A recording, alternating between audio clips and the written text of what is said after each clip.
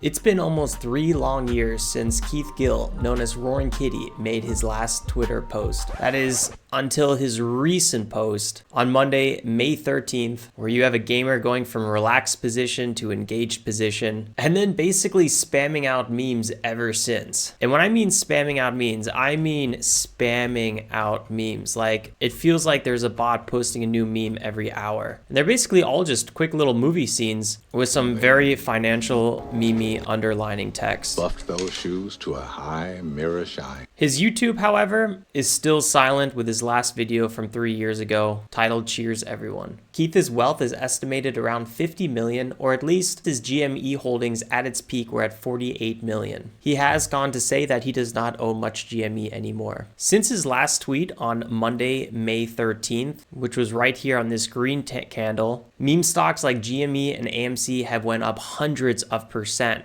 On the day of his tweet, the stock gapped up around 50% already, with the highs on that day over 100%. The next day, the stock would run up 260, 270%, and then pull back near the close of that first Monday. You can see this price action much better on the 15-minute chart. AMC had a similar pop, but it wasn't able to hold its highs nearly as well. On the 15-minute chart, you can really see it's losing steam. For my 7+ years trading momentum tickers that run typically run again, and these are called former gappers. This is usually a good sign if tickers are making new highs, which you could kind of see here on AMC, but it's still in a massive downtrend.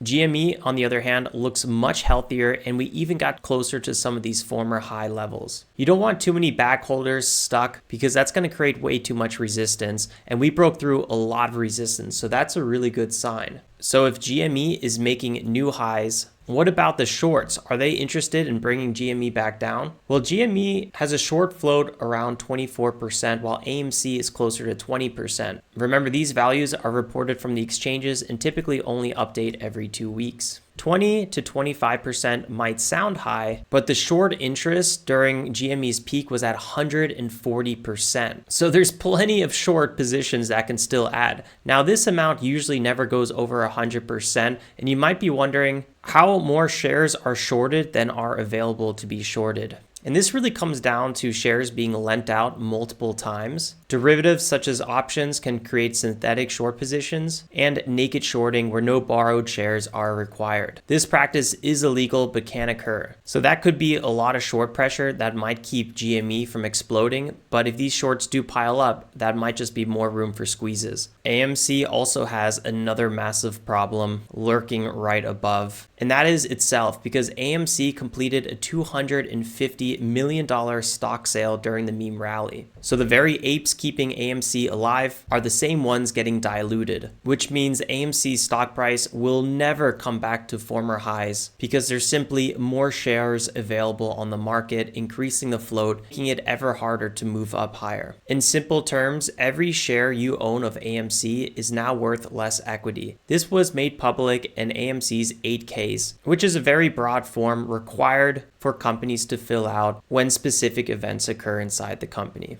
which are important to shareholders. Good news is GameStop has no such filings, although I wouldn't be surprised if they wanted to raise some capital right now as well. The only filing I was able to find related to sales of securities was Robinson, who sold some shares to cover withholding taxes. That must be a little bit stressful for Robinson because the majority happened right here on 4/23, before the stock ran up over 500%. Remember, these are still fundamentally expensive companies. GME has a PE ratio of 74, while AMC has negative PE and EPS, which is really bad, especially in a higher interest rate environment. Even notoriously expensive tech stocks like Tesla or Coin, PEs are in the 40s. To find stocks with even worse PE and EPS numbers, you'd have to look at something like Trump Media, and it rarely gets worse than a ticking time bomb like DJT. Our video on DJT came out right during this consolidation period when we were discussing if it was a good buy after this big sell-off. We didn't buy, but we also didn't buy on this dip, so maybe that was a missed opportunity. Going back to GME, it's not all doom and gloom. They have a positive debt to equity ratio,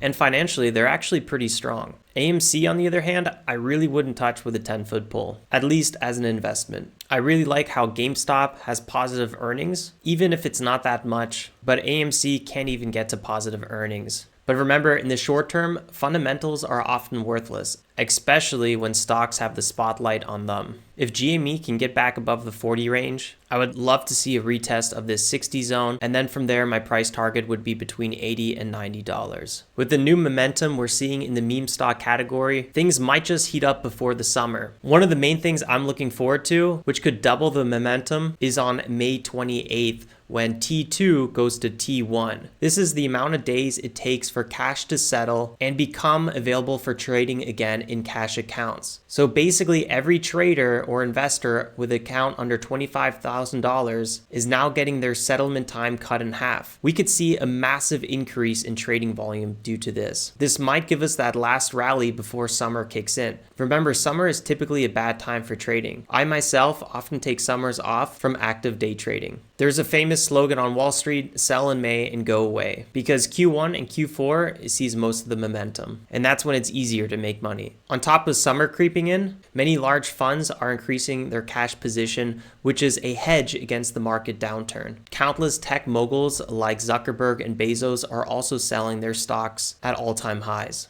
Quick shout out to Lou for almost guessing this formula, which, known as the Buffett indicator, is at all-time highs, and last time Buffett mentioned the indicator was back during the dot-com bubble. If you found value in this super condensed video, you can show support by subscribing, liking, and sharing this video with your stock picking bestie.